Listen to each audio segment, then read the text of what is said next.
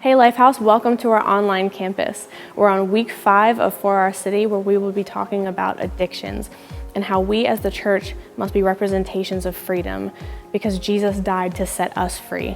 So we hope this message inspires you. So let's prepare our hearts to hear this word from God. Hi, my name is Kevin Simmers. I'm a lifelong resident of Washington County and a retired police officer from Hagerstown Police Department, having served for 25 years. In 2013, I had a nightmare take place in my family. My daughter, who was 18 years old, came to me and told me she was addicted to painkillers. So we sought professional treatment. She was in and out of different rehabs for several months. In 2014, in January 2014, the disease had progressed, and now she was addicted to heroin. She was put in different rehabs, some successful, some not successful.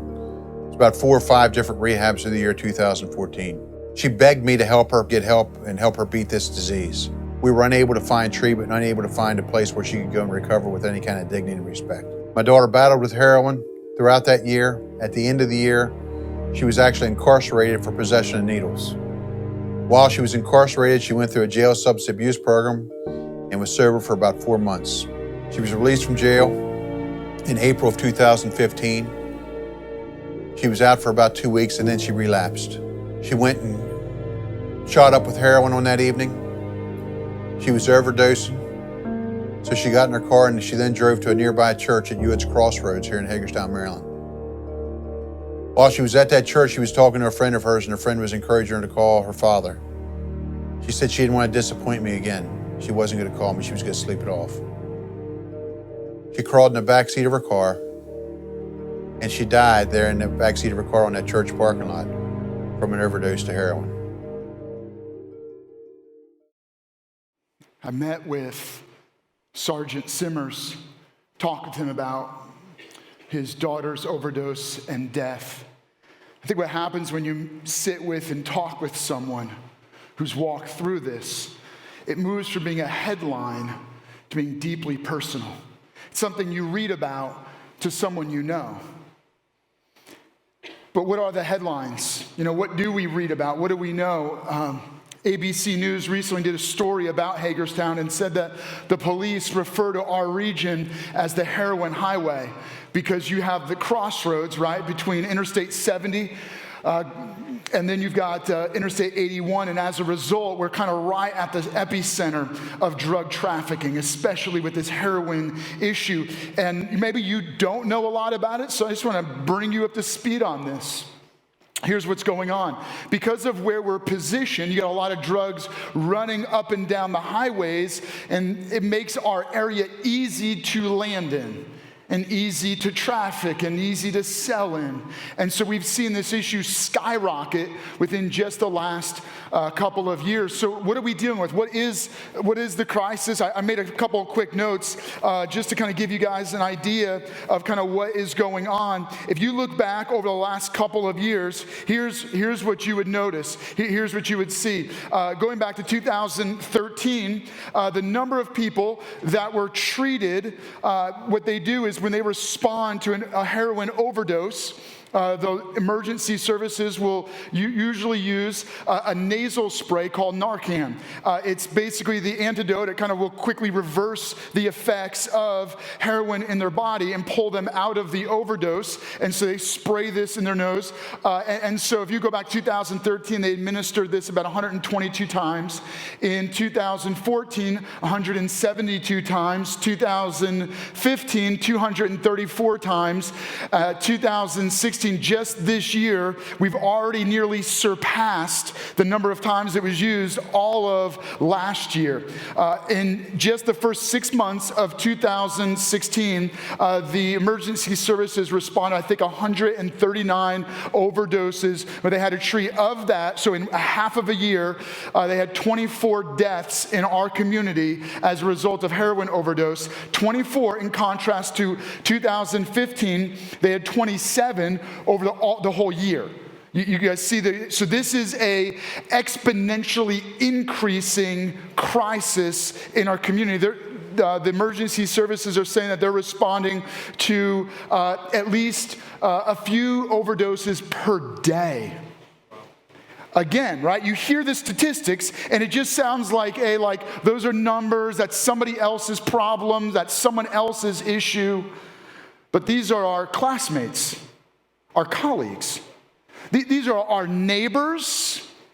It's our community, our city. And why can I say that? So, okay, here's the thing, right? You go back a couple decades, heroin was a drug on the street. So people that were addicted to drugs were kind of like slowly moving, and they would eventually get hooked on heroin, maybe after dealing with cocaine or other pretty serious drugs, but not today. Today, heroin is a drug that knows no boundaries, meaning it affects a police sergeant's family. It affects the rich and the poor alike, the haves and the have-nots, the blacks and the whites, the people with great jobs, the people with no job. Why? It's because today it's different how people are getting hooked than how they got hooked on drugs a decade ago or even 2 decades ago. And here's why. Because heroin is cheap, but it's the entry point that matters. Today, what happens is this. Maybe you had a surgery, and as a result, you get a prescription for the pain, right? So, most of us have probably had this experience at some point or another. So you realize that many of those prescription drugs you take are addictive. That's why they give you a limited amount of them, and when you're done, that's it. So what happens is people who are experiencing pain, they get a prescription for painkillers, and they keep getting a prescription until they can no longer get a prescription. And so then they start buying the same prescription drug, Oxycontin, Percocet, Vicodin. But eventually their supply runs out or it gets really expensive. And the police have been cracking down on prescription drugs on the street, and so it's getting less accessible. So they switch over because it's a whole lot cheaper to buy heroin. As a result, it's an ordinary guy who goes to work, who had a surgery, who is taking prescription medication, who eventually goes looking for the next fix and finds it in heroin. So that it's our neighbors, our friends, our colleagues, our classmates, even right here within our own church, people that you would not expect who are now dealing with their own issues through the addiction to heroin, right? And of course, it's bigger than just heroin. We're focusing on one drug, but it's a drug crisis. But this one, what makes this one unique is that it's so entry level. People just are getting hooked into it in a way that is shocking to the law enforcement and to the emergency services. So that it's anybody, so often when you read the headlines, you think it's someone else's issue, that's someone else's child, it's someone else's community. But today it's our community, it's our city. If it's their children, it's our children, because we're all a family, right? It's not just a city, we are a family. And so when it's anyone's child, it's our children. If it's anyone's father, it's our father. If it's anyone's friend, it's our friend. If it's in their home, it's in our home. It becomes our problem. And there's actually another little twist to this, right? It's not pointing the finger at someone else. This isn't about blaming someone. It's about it becoming a burden that we begin to carry. And let me make the burden really personal for you. We are all addicts. Huh? How could I say that? You're thinking, have I not taken heroin? I don't even know what it would look like. Okay. Why do people get hooked on heroin? Because of prescription pain medication. They started taking drugs to kill the pain. But you don't get addicted to drugs to fix physical pain. You get addicted to painkillers to fix deeper pain. We all have our drug of choice to numb our pain. Here's how it works. We self-medicate because we all feel pain. I don't know what your pain is, but maybe you've been rejected or you've been hurt, a brokenness in a relationship, a death of a loved one. And so as a result, you carry deep grief, hurt, woundedness inside. You carry pain that you can't even express to a friend or a loved one. And so because we carry the pain, we start to self-medicate that pain. Oh, sure, maybe you don't use heroin, but maybe you use food or sex or a relationship. Maybe you just mindlessly entertain yourself sitting in front of a TV wondering, what am I doing with my life? Maybe you use gambling or gaming, but every one of us have a drug of choice. so that it goes from being a they problem to a me problem. See, I am part of the problem. Because we all, to overcome the feelings of rejection and betrayal, guilt and shame, we self-medicate to get ourselves over the pain that we're feeling deep inside. So, hey, let me lighten the mood for a moment. Let's shift the focus off of ourselves. All right, you guys all want to breathe a little easier? So let's talk about an ancient city, a long time ago country. There was an entire nation who became slaves. They grew up as slaves in the nation of Egypt. And so God set them free. He raised up a deliverer named Moses, and he led them out of slavery through signs, wonders, and miracles. And the people were set free. And after they were set free, God led them into what he called the promised land, kind of their land of paradise where they could live and prosper and as free men and women. The challenge was, even though they were set free, they didn't live free. They continued to think and act and treat each other as slaves. And so even though they were politically free, they didn't act free. And so they would abuse and misuse each other. They still thought like slaves, conforming to the pressures and the abuse and the oppression of others. So even though they had a free nation, they didn't live in that freedom. And eventually, over many hundred years, those same people, not the ones who came out of Egypt, but their children's children, were conquered. Other nations came in and wiped out this nation of Israel. Israel was divided into two nations. They wiped out the nation of Judah, conquered the city of Jerusalem, destroyed it, tore down its walls, burned its houses, devastated everything, including their temple, the place where they worshiped. As a result, the people's city was in ruins, and they went back to being slaves in exile. But God in his mercy set the people free again, and they were allowed to return home to their city. One young man named Nehemiah had a dream and had a passion to rebuild the city of Jerusalem, and he got permission by the king of Persia. His name was Artaxerxes, gave Nehemiah permission to go home to Jerusalem to rebuild the city, and so he went home and rallied the citizens to rebuild the city because he loved his city. We love our city. And our passion, our desire is to rebuild our city, and so they worked tirelessly to rebuild the city. But interestingly, Nehemiah and his fellow citizens realized that you can rebuild the physical city, but you can still act like you did when you were in exile. And so they began to diagnose that there was a deeper crisis. They were free from slavery, but they still thought and acted like slaves. And our challenge today is that we live in a city where we have national freedom. We have freedom in our own community, but we don't necessarily think free. We don't act free. We become slaves just like the people of Jerusalem who came home. And even though they had the political freedom, they didn't act free. And so this is what Nehemiah, as he's writing about this crisis, he says in the story. It's written by Nehemiah about his experiencing and helping rebuild the city because of the crisis they were in. Later, his historical writing is included in the Bible, a chronicling of how God interacts with man throughout history. And so they're saying this isn't just history, this is sacred. There's something special about the way God interacts with us. And Nehemiah recorded this moment, but he's looking at the problem and the crisis, and he says this, "But see, we're slaves today." They were in a free city. They had rebuilt their city, but he goes, we're slaves. Slaves in the land you gave our forefathers so they could eat its fruit and other good things it produces.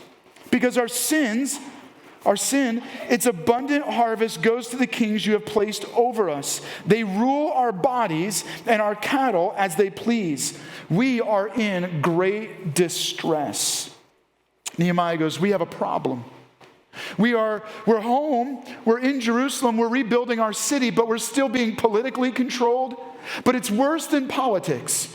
The issue is that we continue to think and act like slaves. And I know this is an uncomfortable metaphor, but we don't need to be politically correct. We have to recognize that every one of us still still think and act like slaves. Slaves to our own addictive desires, slaves to life-controlling habits. And as a result, when we read this story, we can relate to what Nehemiah is talking about. Fortunately, the story doesn't end here. And I'm going to go back and I'm going to reference what Nehemiah is writing as he leads up to this moment where he is saying, help. We need help to get out of this problem. So let me give you a challenge and a principle that applied not only 2,500 years ago through Nehemiah to the nation of Israel and in the city of Jerusalem, but it applies in our city, right here in Hagerstown or in your community. Maybe you live in one of the surrounding areas. It applies not just in our city, but in our community, our neighborhoods, and our homes. It applies in our lives. What's the principle that jumps off the pages of the story of Nehemiah? It's this. We are set free to live free. Here's the real crisis. When you think about the issues in our community, maybe even the heroin issue, and then you make it more personal and you go, well, it's people who want to kill the pain. How do I try to kill the pain? What am I using as my drug of choice? What am I doing to self-medicate? And then we take it really personal. I say, man, I would love to not use anger to make myself feel better. I would love to not have to lash out in order to make myself feel good. I would love to not mistreat the people I care about. I would love to not be caught in this chronic crisis in my own life. Forget everyone else's problem. I want to get it right in my life. And we would love the idea of being free from these controlling issues, right? Here is a challenge. You can go to rehab. You can get a Narcan treatment. You can go to one of the clinics. You can get into counseling. You can get marriage therapy. You can go all that treatment. And at the end of the day, you will still not be free. Here is why. Because there's a deeper crisis. It's impossible for you and I to break the chains that bind us. And the reason is there's a deeper problem than addictions. It's deeper than self-medication. There's this deeper internal issue called sin. Sin is the driving force inside of every one of us. We are enslaved to sin. This part that lives inside of every one of us, but it's otherworldly. It's something separate from us. This is creepy, right? Like, this sounds like a weird sci-fi movie. All right, there is this part inside of you.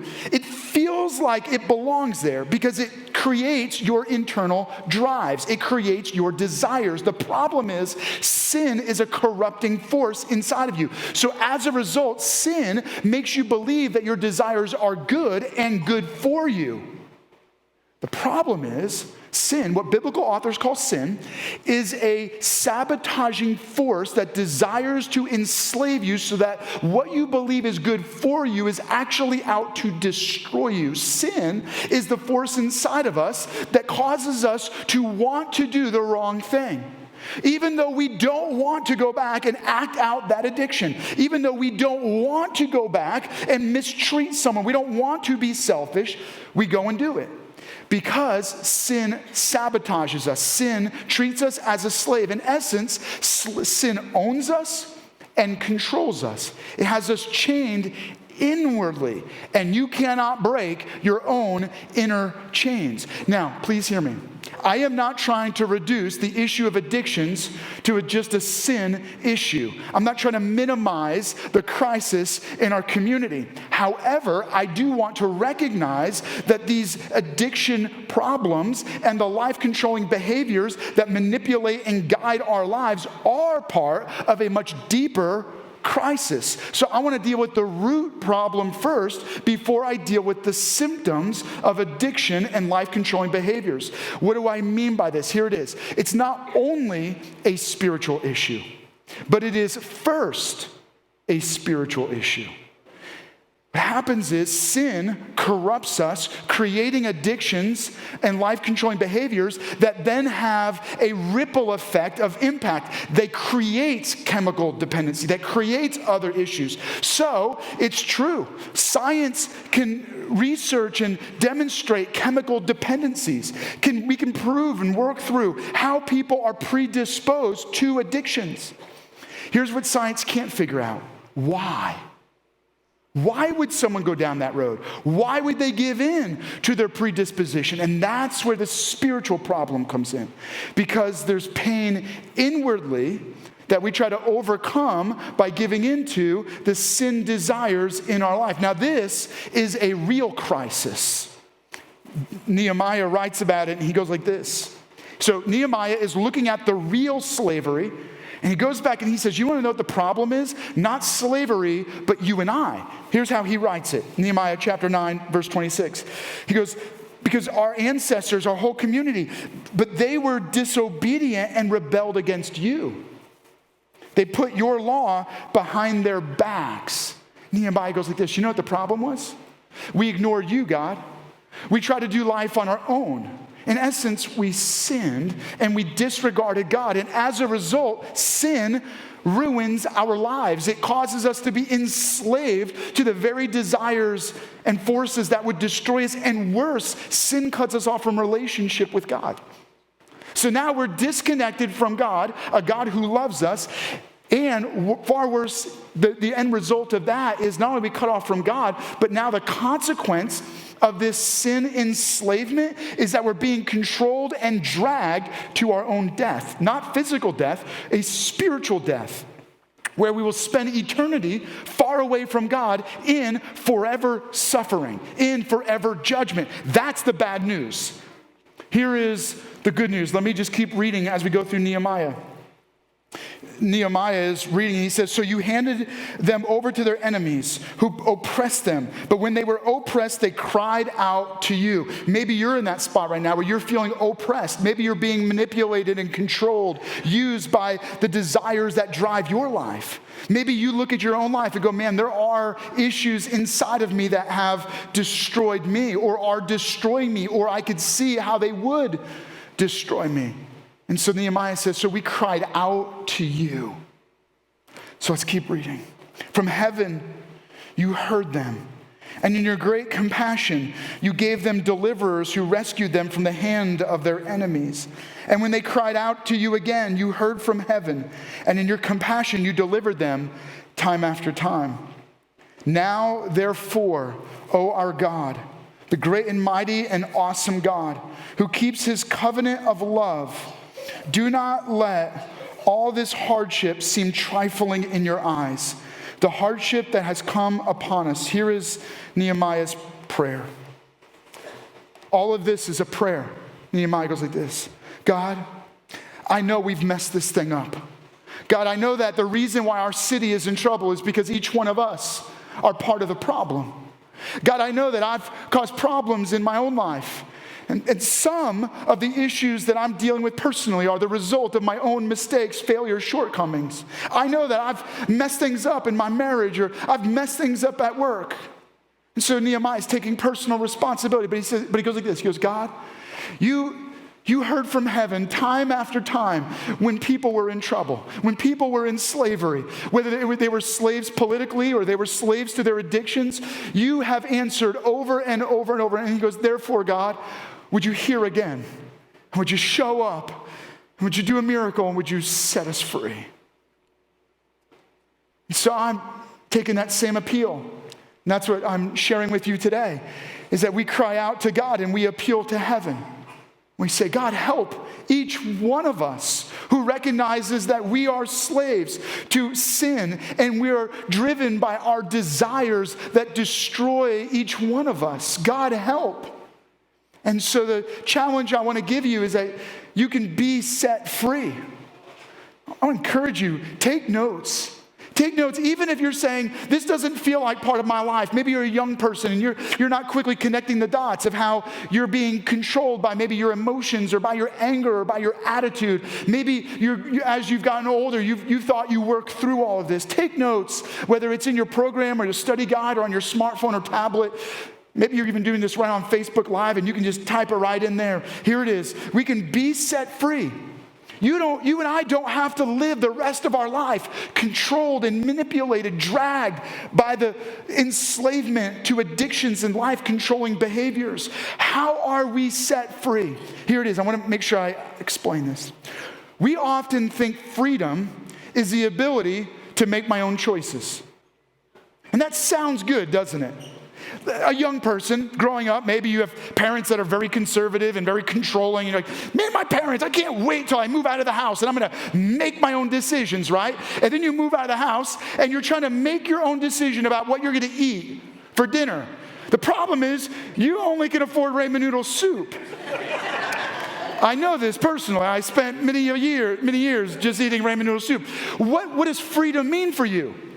Sure, you have the freedom to eat whatever you want, but because of your crisis, you only get to eat ramen noodle soup. Do you have freedom? Here's what happens, right? We have the freedom to choose, but because we're slaves to sin, we always choose the wrong thing. But if we're set free, everything changes. How? Because just like Nehemiah cried out to God, help, set us free from our slavery. God responded to that prayer and many prayers like it. God became one of us. Jesus Christ entered into our world. For what purpose? Because he saw that the people he loved, every person he created and made in his image that he loved, was living a life on a crash course trajectory with eternal suffering. And God did not want to spend eternity without you and I. So he intervened in our story, in our slavery, by becoming one of us, to take the eternal death sentence that was on each one of us and place it on himself. So that when he died and paid the debt that would pay off the ransom for our slavery. His death breaking the chains of sin that control our lives, that control our decisions, that manipulate our desires. So that when he died, he defeated the power of sin in your life, in my life. He absorbed the eternal consequence of that sin. But Jesus didn't just die. He rose again supernaturally, miraculously, and physically triumphant over death. So that when Jesus died, death died with him. And when he rose from the dead, he conquered the power of death so that all consequence of sin spiritually is removed from our life. How? Because when you believe in Jesus Christ by faith, you are forgiven of the debt of sin. You are ransomed from sin's enslavement. And you are set free from the controlling force of sin, and you are given new life. How? Because when you believe in Jesus, something spiritual actually happens. God's Spirit enters into your spirit. And when God's Spirit, which is eternal and invisible, enters into your spirit, you become spiritually alive. But something also happens. When God's Spirit is in your spirit, he begins to affect your emotions, your thinking, your desires, so that you shift from being manipulated by the power of sin to allowing God's Spirit to transform you. Now you can actually be set free. When you believe in Jesus by faith, it's as though God spiritually draws a line in the sand of your life and invites you to step over that line, separating your past from your future. You can truly be changed. And I know some of you, you've been in life-debilitating crisis. These addictions have destroyed your life. I said this isn't only a spiritual problem, but it is first a spiritual problem. So let's not go dealing with symptoms until we deal with the root problem. The root problem is that you and I, we need to be set free from the power of sin controlling us. Then and only then can we move on to the symptoms. Yes, we need to move on to symptoms. If you are right now in a chronic lifestyle where you have life-controlling behaviors that are destroying everything about your life, you do need additional help. If you are addicted to pain medication, or you're addicted to drugs, or you're addicted to sex, or you're addicted to eating, or you're addicted to entertainment, you do need help beyond the spiritual. But let's begin with the spiritual, that you and I need to be set free through faith in Jesus Christ. And so I want to charge you and challenge you that you can be free. In fact, this is the beauty in a letter that the Apostle Paul wrote. So this guy, Paul, who his name was formerly Saul, who hated Christians, went around murdering Christians, on his way to another slaughter, has a vision where he meets God. And in that vision, he encounters Jesus. And he's changed from murdering Christians to becoming a Christian. And then he tells people about becoming Christians. As he uses his business to help fund starting all these different churches, as he moves on, he would write letters to those churches. One of those churches he started was in Galatia, and so he wrote a letter to that church. And in it, he writes this: "It is for freedom that Christ has set us free. Stand firm then, and do not let yourselves be a burden again by the yoke of slavery." He said, you can be free. You can be set free. You don't have to live the life you've been living. You can be free from whatever the consequence, meaning whatever the chains are of sin that are manipulating every one of us. Every one of us are slaves.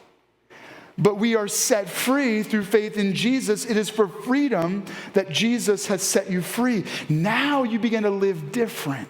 Now you can be changed in your lifestyle. So that leads to the next point. Let me challenge you with this. So you have to be set free, and then what happens next? Start living free.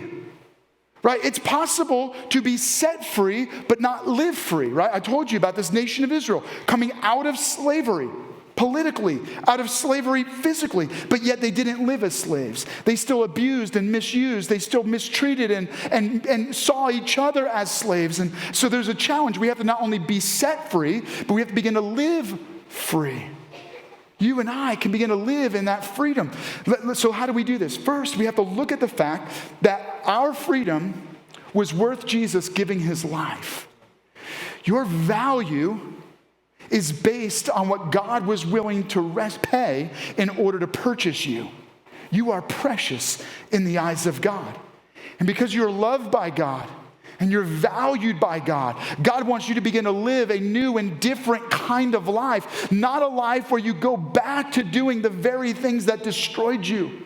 So how do you begin to live free? What kind of a lifestyle can you begin to take on? Well, let me challenge you with this. You can live free from the controlling force of sin. I get it. You've been taught, you've thought, man, yeah, at some point I'm going to sin. Maybe some of you think, well, every day I'm going to sin. Paul writes that you and I can be free from living in chronic life-controlling sin. That doesn't mean we're not going to mess up, say the wrong thing, but we don't have to have these sin forces that manipulate and can control us. You can repent of the sin in your life. You can receive spiritual freedom so that then you can begin to be broken free from the life-controlling sins. Therefore, you don't need to return to what once destroyed you. The next thing that begins to happen is that we seek God until his desires become our desires. A lot of this has to do with you falling in love with Jesus so that you love God more than you love the things that you've used to numb the pain. We have to pursue God until his desires become our desires. And then another step we take is that we become spirit-controlled rather than trying to be self-controlled. This isn't about you and I working really hard to get it right. This isn't about just going to rehab and getting therapy and getting more treatment. This is about allowing God's Spirit to take control of our lives. So it's, if you drive a little bit aggressive like I do, you have a tendency when you're merging onto the highway, you don't really care who's coming. I'm just going to speed up and I'm going to get by the semi-truck, right? Right? That's not really yielding. Right? Yielding means I give the right of way to someone else. And so in your life, in order to become God-controlled, spirit-controlled, it means that you have to yield the right of way to God. Allowing God to have the right in your life. Is he taking control of your emotions, of your desires, of your thinking, of your attitude? So it's becoming spirit-controlled, not self-restrained. And then I want to challenge you, when you begin to live like this, you are then free to forgive others, And sometimes that bitterness and that hurt and that hate we're holding on to us is actually the reason we're self-medicating. But when you're free, then you're free to forgive others. And you're free to love. And you're free to choose the right actions. And then you're free to have a future in a life of purpose and significance and meaning. Therefore, whatever mess you came into this moment with can become a message. Your tragedy can turn into a triumph. We've seen this. You might not realize it, but there are people you sit next to and pass in the lobby of our church you interact with on a regular basis who were heroin addicts. But because they came to faith in Jesus Christ, their lives were radically changed. It wasn't the only thing they needed, but it was the first thing they needed.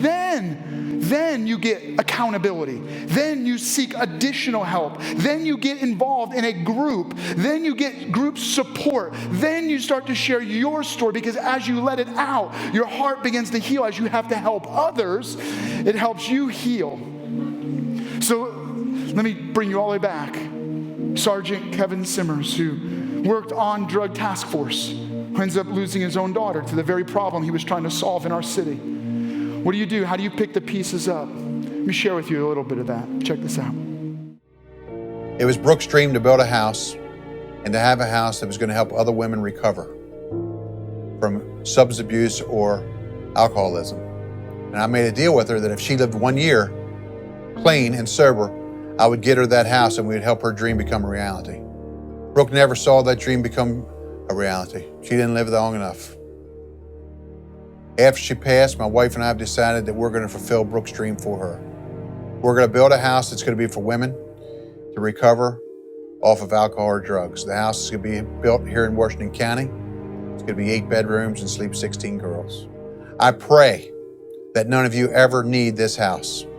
And I'm asking you to give to something that I hope you never need. The truth of the matter is, if you're not infected with this terrible disease, you're affected in some way. We got to do something. And I'm asking you to help us, help Brooke's dream become a reality, and donate to Brooke's house. Thank you. Here's the thing. This For Our City campaign, we want to address real issues in a real way. And so we met with Sergeant Kevin Simmers. We said, how can 24 churches come together? And so one of the things we're doing, the first thing we're doing is we're going to invite you to respond and give. You can go directly to Brooke's house. You can also give to the church. Just put in your note to Lifehouse Church, in the memo, or when you give online, you give through PushPay. Just make a note that this is for Brooke's house, and we will make sure that money gets there. We're asking these 24 churches all to give toward this need. The second thing we're asking you to do in a very practical way is recognizing that because the issue of heroin addiction begins primarily through prescription drug misuse and abuse, we're asking, all of us probably have those little containers sitting on our shelves. Here's the deal. It's a gateway. It's an open door. And so we're asking you, I know it sounds crazy. You're like, it would never happen in my home. Sergeant Simmers thought it was never going to happen in his home. So we're asking you to do one of two things. Either fully destroy it, and there are specific instructions. You can go online. How do you properly destroy drugs? And we want you to totally destroy them and eliminate them yourself. I don't care if you have it in your house, destroy it. Don't say, I'll save it for the next time when I'm, in pain. No, totally destroy it. Get rid of it in your house. You can either do it yourself or just bring it to any of our police stations. Trust me, they have like a, no questions policy. You can just turn it in and they'll take it and they'll destroy it for you. Look, let's get it out of our houses. Let's get it off the street. That's the easiest way it gets on the street, if it's in your house. So let's get rid of it. Now let's make this personal and practical in this way. Maybe right now, as I was speaking, this struck a chord with you and you go, man, my real issue is that I am a slave to these things. Maybe your issue isn't heroin. It's something else. And you need to find freedom through faith in Jesus Christ. Can I challenge and encourage you to begin right now? Would you make a commitment right now to believing in Jesus Christ as your Lord and Savior? You make that your prayer to say, Jesus, I want to find freedom in you. If you know that sin is controlling your life and you want to find freedom through faith in Jesus, you believe in him, repent of sin and allow God's Spirit to enter you. If that's where you're at, you make that your prayer right at this moment. Maybe you believe in Jesus, but you have found yourself still chronically going back into sinful behavior. Maybe it's time for you to start living free. by allowing God's desires to become your desires, and by allowing your life, letting God's Spirit take control rather than trying to be self-controlled. So would you take a moment right now, would you pray? And just allow God's Spirit to speak to you right now. Would you do that? Just take a moment and let's pray.